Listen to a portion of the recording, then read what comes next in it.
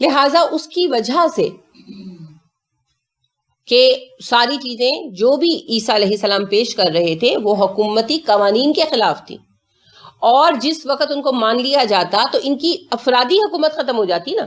آپ دیکھیں عمر فاروق رضی اللہ عنہ کتنی بڑی یعنی ریاست کے حکمران تھے، ذاتی حیثیت کیا تھی؟ ایک عام مسلمان سے زیادہ تھی؟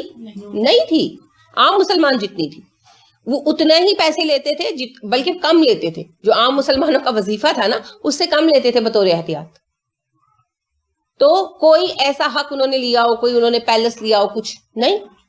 سارے خلفاء کا یہی حال رہا، حتیٰ کہ جو بعد میں بھی خلیفہ آئے جیسے عباسی خلیفہ وغیرہ، انہوں نے کوئی اندھی نہیں مچائی ہوئی تھی، وہ اپنا حصہ ہی لیتے تھے. ناجائز شاید کسی نے لیا ہو تھوڑا بہت تو وہ تو اللہ ہی جانتا ہے. میں ایک عمومیت کی بات کر رہی ہوں کہ بعد میں بھی طویل عرصے تک خلفاء نے لوٹ مار نہیں مچائی ہوئی تھی، وہ اپنا 5واں حصہ لیتے تھے. 5واں حصہ خلیفہ کے لیے ہوتا ہے. تو آپ دیکھیں کہ اتنی بڑی مملکت تھی تو وہ 5واں حصہ بہت زیادہ ہوتا تھا. لہٰذا پھر ان کے پاس بہت مال تھا، تو وہ مال پھر وہ زہد کی زندگی نہیں گزار رہے تھے، وہ پھر مال اپنے اوپر خرچ کرتے تھے. ان لوگوں نے زہد کی زندگی گزاری تو خرچ نہیں کیا. تو آپ دیکھیے کہ سٹیٹس برابر ہے. بلکہ رسول اکرم صلی اللہ علیہ وسلم نے اصول کیا دیا ہے، سید القوم خادمہم، قوم کا سردار قوم کا خادم ہے. اور یہ اتنی کلیئر سینس تھی کہ خلفائے راشدین تو بہت اونچے لوگ ہیں. مامون رشید جو ہیں، ہارون رشید کے بیٹے مشہور عباسی خلیفہ ہیں، تو ان سے ملنے کے لیے مشہور قرات کے امام قصی آئے ہوئے تھے.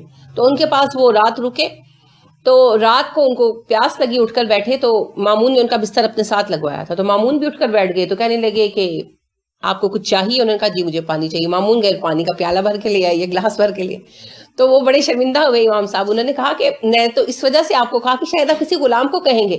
تو انہوں نے کہا امام صاحب آپ نے تو سنا ہی ہوگا، سید القوم خادمہم، قوم کا سردار خادم ہوتا ہے تو میں آپ کا خادم. آپ دیکھیں کتنی بڑی تھی نا عباسی جب خلافت تھی تو اسلامی مملکت کتنی بڑی تھی. 2 ہی اسلامی مملکتیں تھی، یا ادھر بغداد کی حکومت اور دوسری طرف اندلس کی حکومت. تو لہٰذا جس وقت اسلامی قانون رائج ہوگا تو بندہ و صاحب و محتاج و غنی ایک ہوئے. تیری سرکار میں پہنچے تو سبھی ایک ہوئے. وہ محمود و ایاز کا فرق مٹ جاتا ہے. یہی چیز ان کو بھی پیش آ رہی تھی. یہی چیز اس سے ہزاروں سال پہلے، ان کے تقریباً 1500 پونے 2000 سال پہلے فرعون کو پیش آئی تھی. موسیٰ علیہ السلام نے جو چیز اس کو پیش کی تھی، یہی مسئلہ پیش آیا تھا نا اس کو کہ میں خدا سے بندہ بن جاؤں، دوسروں کے برابر آ جاؤں. یہ کیا بتا رہا ہے؟ اور یہی بات 600 سال بعد، 650 سال بعد مکہ کے سرداروں کو پیش آئی کہ یہ کیا بات کرتا ہے محمد صلی اللہ علیہ وسلم کہ ہم اور دوسرے لوگ برابر ہیں، ہم قریش کی کوئی ویلیو ہی نہیں ہے. وہی مسئلہ تھا، ان کو بھی وہی مسئلہ پیش آیا. عیسیٰ علیہ السلام کا یہی سمجھانا تھا کہ سب برابر ہے، اور یہ غلامی کا سسٹم ختم کرو، شرک ختم کرو، فحاشی ختم کرو. اب عیسیٰ علیہ السلام کے لائے ہوئے اسلام کو ایکسیپٹ کرنے کا مطلب کیا تھا؟ ساری اپنی جو بالکل اپنی پریروگیٹیوز جو انہوں نے بنا رکھے تھے، اپنے خصوصی استحقاق جو بنا رکھے تھے، جیسے آج ہمارے بھی وزیر اعظم نے فرمایا تھا، سابقہ وزیر اعظم نے، کہ جی میں وزیر اعظم مجھ سے کوئی حساب نہیں لے سکتا، ہاں میں مستثنا ہوں، مجھے استثناء حاصل ہے، مجھ سے کوئی حساب نہیں لے سکتا. تو وہ ان لوگوں نے بھی بنا رکھے تھے نا. اب یہاں پر تو ابھی دیکھیں وہ والی سچویشن نہیں ہے، تو ان کو کتنا برا لگ رہا ہے ہم سے حساب لیا جائے. تو وہ تو مطلق العنان حکمران تھے عرصوں سے. تو ایک بندہ اللہ کا کھڑا ہو کر کہتا ہے تم عام بندے ہو، حساب دو اور تم آ جاؤ میدان میں، ختم کرو یہ سارا کچھ، اللہ کا دین نافذ کرو. تو وہ تو پھر عام بندے بن جائیں گے، ان کو تو پھر پاک زندگی گزارنی پڑے گی، ان کو عام بندوں کے لیول پر اترنا پڑے گا. اور یہی منظور نہیں تھا. لہٰذا عیسیٰ علیہ السلام کو انہوں نے باغی ڈکلیئر کر دیا، اور عیسیٰ علیہ السلام کی گرفتاری کے آرڈر جاری ہو گئے. عیسیٰ علیہ السلام نے کہیں پناہ لے لی ان کے شر سے بچنے کے لیے. ان کے ساتھیوں پر بہت مظالم ہوئے، ٹھیک ہے، ان کے ساتھیوں نے بھی ان کا ساتھ دیا، صحابہ پر بہت مظالم ہوئے، کئی بیچارے مارے بھی گئے، شہید ہوئے. لیکن یہودا بک گیا اور اس نے ان کی نشاندہی کر دی. لہٰذا عیسیٰ علیہ السلام گرفتار کر لیے گئے. اب ان پر کیس چلایا گیا. ایسے نہیں کہ پکڑ کر بس مار دیا.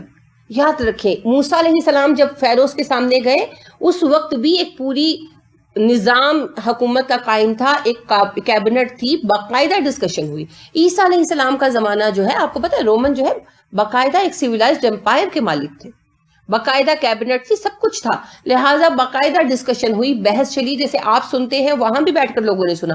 فرق یہ آج ٹی وی پر بیٹھ کے گھر میں سن لیتے ہیں، اس وقت ذرا سورس کم تھے، ذرائع رسل و رسائل وغیرہ اور یہ جو مواصلات کے ذرائع ہیں یہ کم تھے، تو اس وجہ سے پینک تھوڑی کم کریٹ ہوئی ہوگی، لیکن اس وقت بھی ڈیبیٹس ہوئیں، اس وقت بھی بحثیں ہوئیں، سب کچھ ہوا.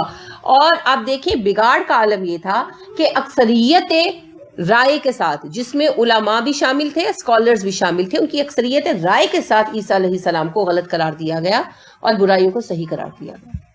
اور عیسیٰ علیہ السلام کے لیے صلیب کی سزا اکثریت رائے سے منظور ہوئی. اور سب سے بڑا ووٹ اس میں، سب سے بڑا بوجھ اس میں، وزن جو اس رائے میں ڈالا وہ علماء نے ڈالا. ایک عالم نے یہودی ہٹا کہ ایک عالم نے اٹھ کر کہا ہو کہ یہ ظلم ہے یا یہ غلط ہے یا عیسیٰ سچے ہیں. ٹھیک ہے، لہٰذا پھر اللہ فرماتے ہیں وہ مکرو، انہوں نے ایک تدبیر کی، انہوں نے ایک چال چلی. میم کاف رے مکرا کہتے ہیں خفیہ چال کو، خفیہ تدبیر کو. خفیہ تدبیر جو پتہ نہ چلے، اندر اندر کوئی پلان کیا جائے. یہ اچھا بھی ہو سکتا ہے، برا بھی ہو سکتا ہے. نارملی یہ برے کے لیے استعمال ہوتا ہے. ٹھیک ہے، وہ مکرا اور چال چلی اللہ نے. مکر انہوں نے ایک چال چلی، وہ مکر اللہ اور اللہ نے بھی ایک چال چلی. ٹھیک ہے، انہوں نے خفیہ تدبیر کی، اللہ نے بھی خفیہ تدبیر کی. جب لوگ پریشان ہوتے ہیں کس بات سے، مکر تو بری چیز ہے تو اللہ کی طرف اس کی نسبت نہیں، مکر بری چیز نہیں ہے. مکر کا مطلب ہے چپ چاپ کچھ پلان کرنا. اب اگر وہ پلان اچھا ہے تو اچھی بات ہے، اور اگر وہ پلان برا ہے تو بری چیز ہے. یہ تو ڈیپینڈ کرتا ہے کیا کر رہے ہیں، کس مقصد کے لیے کر رہے ہیں. ٹھیک ہے نا. اب دیکھیں ماشاءاللہ جیسے اسلامی اتحاد کے لیے پلاننگ ہو رہی ہے، خاموشی کے ساتھ ہو رہی ہے، کچھ ڈکلیئر تو نہیں کیا جا رہا، تو یہ کوئی بری بات ہے نہیں. یہ بھی ایک مکر ہے. مکر ہوتا ہے خاموشی کے ساتھ کچھ پلان کرنا. اردو میں تو مکر سازش کو کہا جاتا ہے نا، عربی میں مکر سازش کو نہیں کہا جاتا. مکر کا مطلب ہوتا ہے خاموش پلاننگ. ٹھیک ہے، خفیہ پلاننگ. تو یہ جو خفیہ تیاری ہے یہ اچھی بھی ہو سکتی ہے، بری بھی ہو سکتی ہے. انہوں نے عیسیٰ علیہ السلام کے خلاف ایک خفیہ سازش کی اور اللہ رب کریم نے خفیہ تدبیر کی. ٹھیک ہے، انہوں نے خفیہ پلاننگ کیا کی، عیسیٰ علیہ السلام کو صلیب چڑھانے کی، اور اللہ رب کریم نے خفیہ پلاننگ کیا کی، ان کو آسمان پر زندہ اٹھانے کی. اچھا، اللہ پتہ کیا کرتے ہیں، اللہ پے کرتے ہیں اسی طرح جس طرح وہ سلوک کرتے ہیں، جیسے وہ نبیوں کے خلاف چال چلتے ہیں. تو اللہ رب کریم کا ان کی وجہ سے محاورہ ہے نا انگلش کا، we paid them in their own coins. انہوں نے بڑی چلاکی سے چال چلی نا، اللہ نے بھی ان کو آج تک اسی مسئلے میں ڈالا ہوا ہے. اللہ نے بھی وہ چال چلی کہ ان کو سر پیر ہی سمجھ نہیں آیا. لہٰذا اللہ نے بھی خاموشی کے ساتھ کیا، ورنہ اللہ اعلان بھی کر سکتے تھے، بتا کر بھی کر سکتے تھے. یہ بھی ان کے لیے ایک سزا ہے. آپ دیکھیں کتنی تکلیف دہ بات ہے. میں کبھی سوچتی ہوں اور میں حیران ہوتی ہوں کہ یہ کام رب بھی کر سکتا ہے. اللہ کہتے ہیں انہوں نے نبی کو نہیں مارا، یہ چیخ چیخ کر کہتے ہیں ہم نے نبی کو مارا، ہم نے قتل کر دیا نبی کو. آج تک اقرار جرم، اور اس جرم کا اقرار جو ہوا ہی نہیں. یعنی اگر آپ کے ہاتھ سے کوئی بندہ مر جائے، کسی بندے کو آپ نے مکہ مارا، وہ مر گیا، اب اس کا پوسٹ مارٹم ہوتا ہے، آپ کو پتا چلتا ہے کہ بھئی اس کو تو پہلے ہی زہر دیا گیا تھا، گولی لگی تھی، مکہ تو بہانا بن گیا. آپ کتنے خوش ہوں گے کہ میری تو جان چھوٹی، دنیا میں بھی چھوٹ گئی، آخرت میں بھی چھوٹ گئی، میں بچ گیا، میرے ہاتھ سے کوئی نہیں مرا. ان کو اس کی خوشی نہیں ہوتی. وہ چیخ چیخ کر کہتے نہیں عیسیٰ کو ہم نے مار دیا علیہ السلام. کتنی بڑی لعنت ہے. اس میں اللہ ہی پھنسا سکتے، بندہ نہیں پھنسا سکتے. یہ بھی لعنت ہے اللہ کی ان پر. اللہ نے ان کو ایسے چکر میں پھنسایا، نسلیں گزر گئیں، وہ اس سے نکل نہیں سکے. 600 سال عیسیٰ علیہ السلام کے، 622 میں رسول اکرم صلی اللہ علیہ وسلم پیدا ہوئے، 1500 سال ہمارے، 2000 سال ہو گئے ہیں. اللہ بار بار بتا رہے ہیں نہیں تم نے عیسیٰ کو نہیں مارا، یہ بار بار اصرار کرتے ہیں ہم نے عیسیٰ کو قتل کیا. نیت گناہ سے بھی بڑی چیز ہے. یہ اللہ کی سزا ہے. نہیں نکل پا رہے، نسلیں گزر گئی، نہیں نکل پا رہے. تو اللہ کہتے ہیں ہم نے بھی ان کے ساتھ خفیہ تدبیر کی، ویسا ہی کیا ان کے ساتھ جیسا کہ انہوں نے کیا. واللہ، اور اللہ خیر، سب سے بہتر، الماکرین، خفیہ تدبیر کرنے والا ہے. اللہ مکر کرنے والوں میں سب سے بہتر ہے. مکر، خفیہ تدبیر. اللہ سب سے بہتر خفیہ پلاننگ کرتا ہے. اللہ ورکس ان مسٹیریس ویز. وہ ایسے طریقے سے کام کرتا ہے بندہ حیران رہ جاتا ہے، اچھا یہ ہوا کیا میرے ساتھ، یہ ہوا کیا. ابھی کل ہی کوئی مجھ سے ذکر کر رہا تھا کہ باقی بہن بھائی پڑھے ہوئے ہیں تو ایک بھائی نے نہیں پڑھا نا. تو میں نے کویسچن کیا تو کہنے لگے وہ بڑے بھائی ہیں تو انہوں نے نا والد کا کام سنبھال لیا، تو اس کے تقریباً 6 ماہ بعد ہی نا ایسا ہوا کہ والد بیمار پڑے اور 2-3 ماہ بعد فوت ہو گئے. تو انہوں نے وہ 6 ماہ میں جو کام سیکھا اس کے بنا پر انہوں نے والد کا کام سنبھال لیا. تو بڑا پہلے گھر والے روئے کہ اس نے ایف اے کے بعد کہا میں نے نہیں پڑھنا. تو بڑے گھر والے روئے پٹے، جیسا کہ ہوتا ہے کیونکہ سارا گھرانہ پڑا ہوا ہے. تو انہوں نے کہا بہت، لیکن پھر مجبور ہو کے اس کو کام پہ ساتھ لگایا. تو اب دیکھیں اللہ کا مصلحت تھی نا. اللہ کو پتا تھا، کسی کو نہیں پتا تھا کہ کھٹا کٹا صحت مند بندہ اس سے 9 مہینے بعد یا 10 مہینے بعد مر جانا. اللہ نے ان کے بیٹے کو کفیل بنانا تھا. اللہ کو پتا تھا، کیونکہ ماشاءاللہ وہ بتا رہی تھی کہ وہ 9 بہن بھائی ہیں. تو ظاہر ہے 9 بہن بھائیوں کی فیملی کون اس کو پال سکتا ہے، اور کاروبار بھی تھا ان کا بڑا اچھا. تو اگر وہ بچہ بھی پڑھ رہا ہوتا تو اچانک باپ کی موت کے بعد تو ایک طرح بے سہارا ہو جاتے. وہ اللہ کا پلان تھا. اللہ ہر چیز پلان کر کے رکھتے ہیں، لہٰذا گھبرایا مت کرے. تو اللہ رب کریم کہتے ہیں میں بہترین خفیہ تدبیریں کرتا ہوں. اللہ نے بہترین خفیہ تدبیر کی عیسیٰ علیہ السلام کے معاملے میں. بہت عرصہ میرے ذہن میں یہ سوال رہا کہ اللہ نے اس الجھن میں ڈالا ہی کیوں نا. یعنی کہ اللہ اس بات کو واضح کر دیتے کہ عیسیٰ اٹھا لیے گئے ہیں. تو یہ پھر مجھے عرصے بعد، یعنی کہ جب میں نے اس کو سمجھ کے پڑھا اس حصے کو، تو مجھے یہ بات سمجھ آئی کہ اللہ نے یہ بھی بطور سزا ان پر مسلط کی ہے. بات یہ بھی بطور سزا مسلط کی ہے. دیکھیں اگر کوئی بدکاری کرتا ہے، عورت ہے یا مرد ہے، چوری چھپے کرتا ہے، ٹھیک ہے. اگر وہ بدکاری کرتا ہے پھر اللہ اعلان کہتا ہے میں تو بدکار ہوں، تو اس کی کیا ویلیو ہے معاشرے میں؟ یعنی کہ اس کو لوگ صاف کہتے ہیں کہ یہ تو طوائف ہے، یہ تو بد کردار آدمی ہے. ایک تو گناہ کرتا ہے، اس پر اس کا اعلان کرتا ہے. یہی حال ان کا ہے. گناہ کیا، وہ نہیں ہوا، مگر اب وہ زور دے رہے ہیں کہ ہم نے کیا، ہم کرنے والے کام ہم نے کیا. تو یہ بھی اللہ رب کریم نے ان کے اوپر لعنت مسلط کی ان کے گناہوں کے سبب سے. اتنی دیر تک ان کو ابھی تک ہدایت نہیں آ رہی، کیونکہ نبی کی مخالفت اور نفرت کبھی ہدایت کو پاس نہیں آنے دے گی، کیونکہ ہدایت لے کر آنے والے ہی وہ ہیں. تو جو ایک نبی سے نفرت کرتا ہے دراصل وہ سب انبیاء سے نفرت کرتا ہے. ویسے تو یہ کہتے ہیں کہ موسیٰ علیہ السلام سے کے امتی ہیں، مگر موسیٰ علیہ السلام کو کون سا سکھ دیا انہوں نے؟ موسیٰ علیہ السلام کے ہاتھوں دکھی ہی گئے دنیا سے. ایسے ہی ہے نا. آپ دیکھیے رسول اکرم صلی اللہ علیہ وسلم اپنی امت سے راضی گئے. جو اس وقت صحابہ تھے آپ صلی اللہ علیہ وسلم ان سے راضی تھے، خوش تھے، انہوں نے حق کی خدمت ادا کیا. تبھی تو اللہ نے کہا نا کہ اللہ بھی ان سے راضی ہو گیا. بالکل، زندگی میں خوشخبریاں ملی صحابہ کو، رضی اللہ عنہ ورضوا عنہ، اللہ ان سے راضی ہو گیا، وہ اللہ سے راضی ہو گئے. رسول اکرم صلی اللہ علیہ وسلم راضی خوشی گئے سب سے، اور صحابہ ان سے خوش تھے. لہٰذا آپ صلی اللہ علیہ وسلم کی وفات پر آپ دیکھیں کیا عالم تھا کہ عمر تلوار نکال کر کھڑے ہو گئے، حالانکہ کتنے مضبوط آدمی تھے، صحابہ کو غش پر غش آ رہے تھے. علی رضی اللہ عنہ جیسے بہادر آدمی تھے، وہ بار بار کشی میں چلے جاتے تھے. امت کا پریشانی سے برا حال تھا. موسیٰ علیہ السلام کی وفات پر بنی اسرائیل کو کیا ہوا؟ کچھ بھی نہیں ہوا، کوئی تعلق ہی نہیں، کوئی دلوں میں محبت ہی پیدا نہیں ہوئی. اور عیسیٰ علیہ السلام کو جو انہوں نے انکار کیا، دراصل وہ انبیاء کے ہی منکر تھے. عیسیٰ علیہ السلام کو تو بس انہوں نے ٹارگٹ کر لیا. موسیٰ علیہ السلام کو کون سا انہوں نے یاد رکھا؟ اگر موسیٰ علیہ السلام سے وابستگی ہوتی تو توریت کی حفاظت نہ کرتے. 2 دفعہ اللہ نے ان کو توریت دی. عزیر علیہ السلام نے توریت کو دوبارہ ان کے لکھ کر دیا، مگر وہ بھی گم کر دی. کہاں ہے توریت؟ لہٰذا یہاں سے پتہ چلتا ہے ان کو انبیاء سے محبت تھی ہی نہیں. تو وہ انبیاء کی نفرت جو ہے نا، وہ ان کے اور ہدایت کے درمیان رکاوٹ بن گئی، کیونکہ اللہ اور بندے کے درمیان ہدایت کا واسطہ انبیاء ہیں اور وہی ہے. تو انبیاء سے اگر کوئی نفرت کرتا ہے، انبیاء سے کوئی چڑھتا ہے، انبیاء سے کوئی نفرت کرتا ہے، تو ہدایت نہیں پا سکتا، پاسبل نہیں. ٹھیک ہے، کیونکہ اللہ نے ہدایت کا واسطہ انبیاء کو بنایا ہے. ٹھیک ہے، آپ کو آئرن کی کمی ہے، ڈاکٹر کہتے ہیں سیب کھاؤ، آئرن کا ذریعہ ہے. آپ کہتے ہیں مجھے تو سیب سے نفرت ہے، پھر آئرن نہیں مل سکتا نا. یا تو کوئی آلٹرنیٹ سورس ڈھونڈو، آئرن کی کیپسول کھاؤ یا گولیاں کھاؤ، ہے نا، بدمزہ، ورنہ نہیں مل سکتا. اب یہاں پر کوئی آلٹرنیٹ سورس ہے نہیں. آئرن کی تو خیر آلٹرنیٹ سورسز ہیں، وہ تو میں نے ایک ویسے بطور مثال بات کی ہے، لیکن ہدایت کی آلٹرنیٹ کوئی سورس نہیں، کوئی کیپسول، کوئی گولی نہیں. ایک ہی طریقہ ہے، نبی کو ماننا، انبیاء کرام علیہ السلام اور ان پر آنے والی وحی کو ماننا، کوئی آلٹرنیٹ سورس نہیں.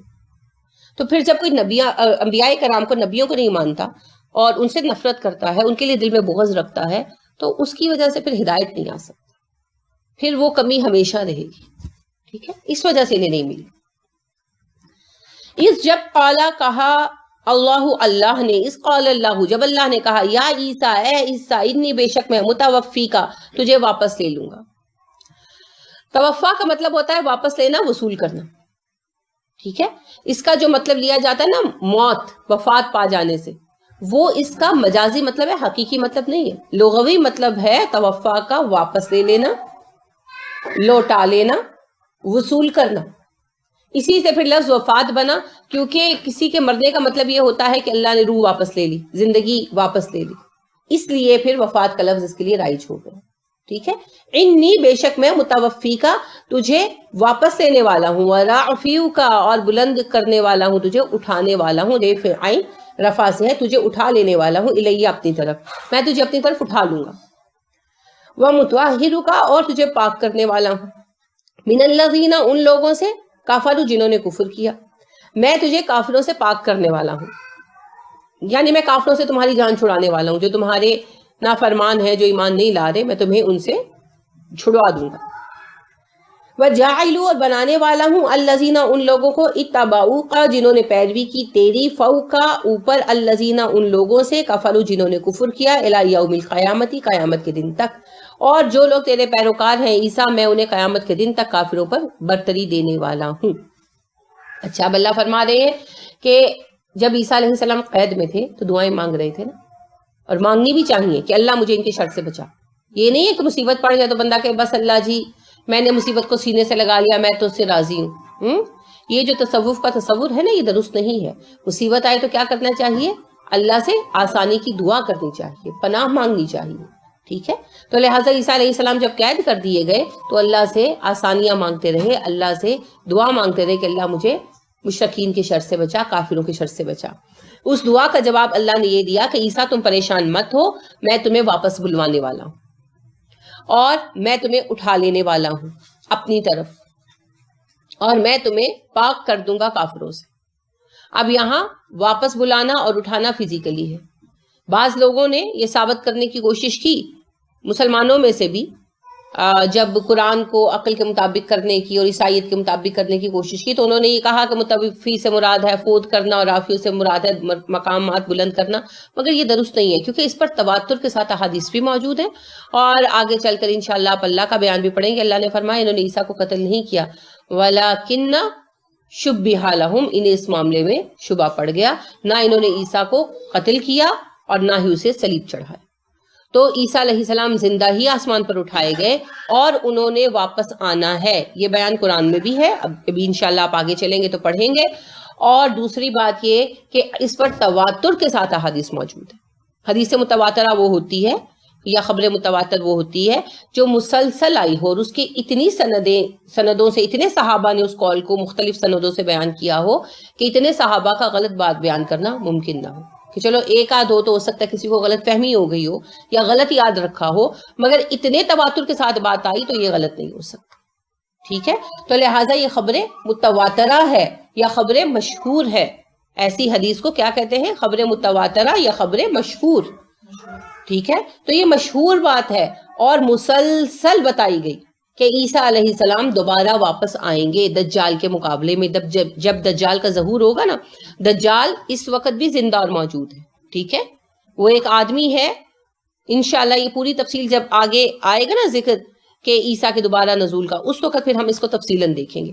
تو دجال جو ہے یہ ایک یہودی آدمی ہے جسے حدیث کے مطابق ایک جزیرے پر قید کر دیا گیا. ٹھیک ہے. تو عیسیٰ علیہ السلام ایک وقت جب وہ آخر وقت آئے گا جب دجال کو کھول دیا جائے گا، اس کی قید ختم ہو جائے گی، تو وہ نکل کر آئے گا اور 40 دن پھر دنیا میں گزارے گا نا، اور پوری دنیا کو وزٹ کرے گا. تو مسلمان اس کے مقابلے میں ٹک نہیں پائیں گے.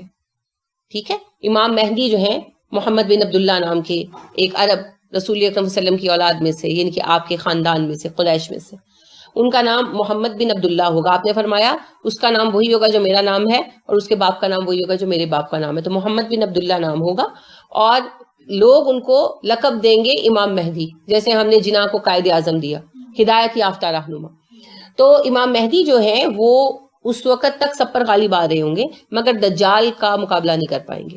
تو دجال سے بچنے کے لیے دمشق کے شہر میں قلعہ بند ہو جائیں گے. تو دمشق کے شہر میں مسلمان قلعہ بند ہوں گے اور سخت پریشان ہوں گے کہ اب کیا کریں جب عیسیٰ علیہ السلام آئیں گے. تو بالکل واضح حدیث ہے کہ ظہر کی نماز کے لیے صفیں بنائی جا رہی ہوں گی جب اعلان کیا جائے گا کہ مسلمانوں فکر نہ کرو تمہارا نجات دہندہ آ گیا. تو عیسیٰ علیہ السلام 2 فرشتوں کے اوپر ہاتھ رکھے ہوئے دمشق کی جامع مسجد کے مشرقی مینار پر اتریں گے. آپ اس طرح آگے ہوگا دیکھ رہی ہیں، مجھے اس پہ ہنسی آ گئی. اچھا، عیسیٰ علیہ السلام اتریں گے اور وہ پھر اتر کر سیڑھیوں سے نیچے آئیں گے اور نماز پڑھیں گے مسلمانوں کے ہمراہ، امامت نہیں کرائیں گے، نماز پڑھیں گے مسلمانوں کے ہمراہ، پھر وہ شہر کے گیٹ کھلوائیں گے، دجال ان کے ہاتھوں مارا جائے گا. تو عیسیٰ علیہ السلام کے ہاتھوں یہ آخری کام ہونا باقی ہے، اس لیے ان کو اٹھا لیا گیا. ٹھیک ہے، ان کے حصے کا یہ کام باقی ہے. کہتے ہیں کہ جمعے کا دن ہوگا جب حضرت عیسیٰ علیہ السلام آئیں گے، یہ باتیں میں نہیں، یہ باتیں دن کی کوئی اس میں وہ نہیں ہے.